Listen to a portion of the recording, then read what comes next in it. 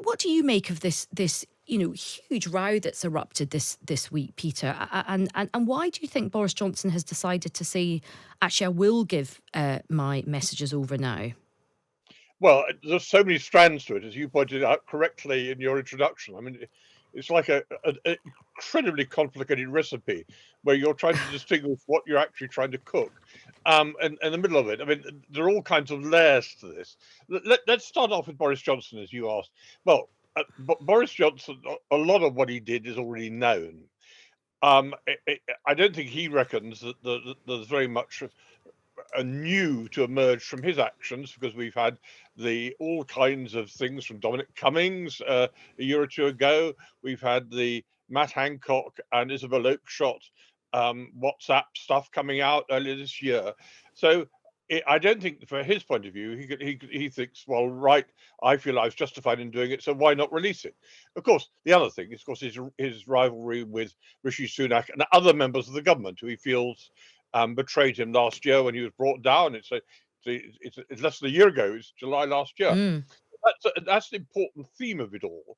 To look at that, then again, you've got the government saying, look, as you said, what is legitimate grounds of privacy? I think they've handled it in a slightly clumsy way, but there are legitimate arguments about how you do the balance between disclosure for the Hallett inquiry into COVID and looking at relevance. Would other things come in? How will it affect future communications? And I think a very important point there is how, compared with the past, I was on an inquiry over a decade ago into detainees, which related to government communications, basically dating back to about 20 years from now.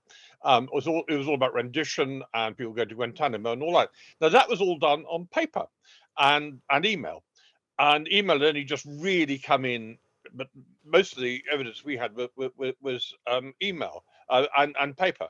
But no one had heard of most of the social media stuff. So you've had even going back to when you were a special advisor, a lot of what's done now wasn't available then. Yeah. So one's got to adjust to a technological change. And I think there are really big questions about how government communicates. I was talking to someone who works in Whitehall currently, and they said, of course, we have an office WhatsApp, but it's very unlike what was revealed by Isabel Oakeshott and the Matt Hancock stuff. Yes, it's informal, but it's not monstering other ministers and things like that. So I think people will adjust their behaviour to it. But there are all these gradations to the argument. And of course, at the bottom is what happened during COVID. And it's interesting there. I think Heather Hallett knows exactly what questions to ask, because we've already had a whole list of questions. That's going to be the really interesting thing. I don't think it's the WhatsApp messages.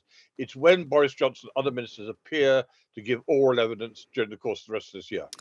No, so much in there. I mean, let's just pick up on the inquiry itself.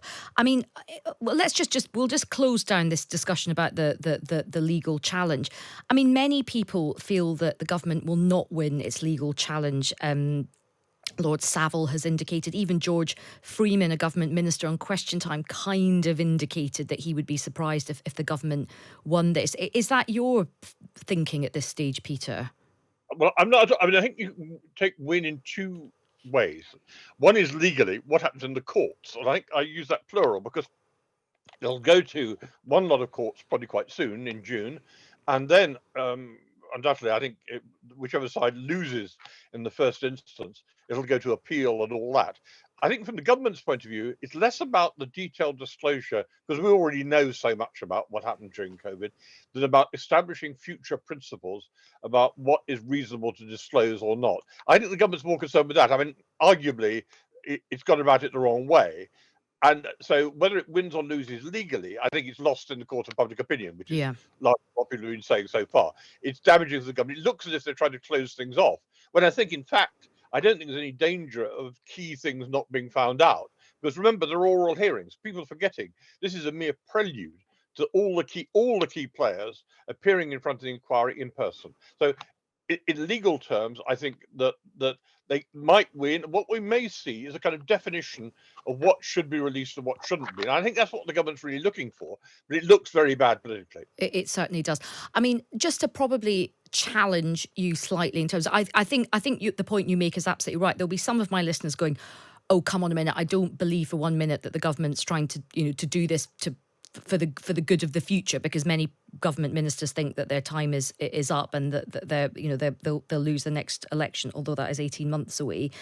Is there an argument that actually Rishi Sunak is doing this not just to protect himself from Boris Johnson, and there's a bigger political undercurrent with that, but to sort of gain some favour from other cabinet ministers who are worried that they're going to get dragged into this?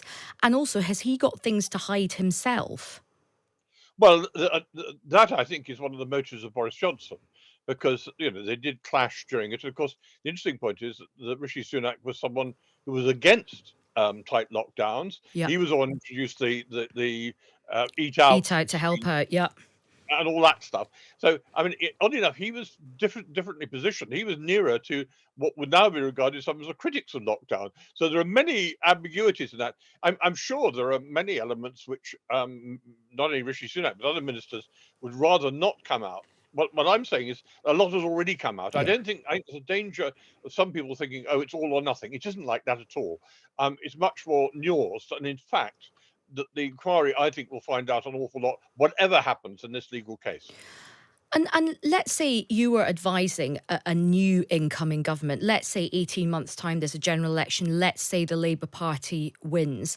If they brought you in to advise them on how to kind of conduct themselves in government, and there is work on training up ministers, what would you advise a new, clean, new government coming in terms of how it does its communications, official communications between ministers, special advisors, officials? What is the best way to do it in a new world where technology advances? Well, my flip answer is they should talk to you first, since you've got the experience of it. But on a more serious level, I think the main thing I'd say to them is, one, a bit of modesty. All new governments think that they know everything. A little bit of modesty, a little bit of reflection on that. But the most important thing is always to remember that everything is likely to come out and become public at some stage. Don't believe there's anything apart from what you say, perhaps in an oral conversation, which used to be the pattern. That if you wanted to be indiscreet about something, you'd say it in conversation with someone, not being recorded, not being taped, or anything like that. But anything you put down in social media or emails either will come out legally in either by freedom of information or by a public inquiry, or may well leak. Just remember that, I'd say to a lot of people. And so, in other words, just remember, if you want to say something about something, just think of the consequences. I would say be a little modest about it, and don't exalt in power. Do you know, Peter, it's so interesting because you asked me for having been there. And actually, the best bit of advice I ever got was the first day I started as a special advisor with Harriet Harman, who was then deputy leader of the Labour Party. She was also a leader of the House of Commons. And she sat me down with the other new special advisor and sort of read us the Riot Act on day one and basically said exactly what you said, and said there's no such thing as off the record. And if you say something to somebody in a text message or an email or even to their face, just think about how you would feel about that appearing on the front page of the Times or the Guardian. And actually, that is the best bit of advice you can give anybody in politics. Well, I remember as a journalist, going back to my journalist days, I was a financial journalist a long time ago, going back 40 years. And this was way before all the current laws about which affect financial journalists and on disclosure. And my then editor said, think of the private eye rule.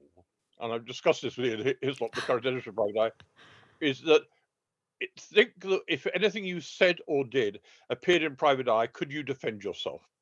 And not necessarily that it should appear, but if it appeared, could you defend yourself? And that's very much the same thing as Harriet was saying to you. You've just got to bear in mind consequences. Don't be too clever by half.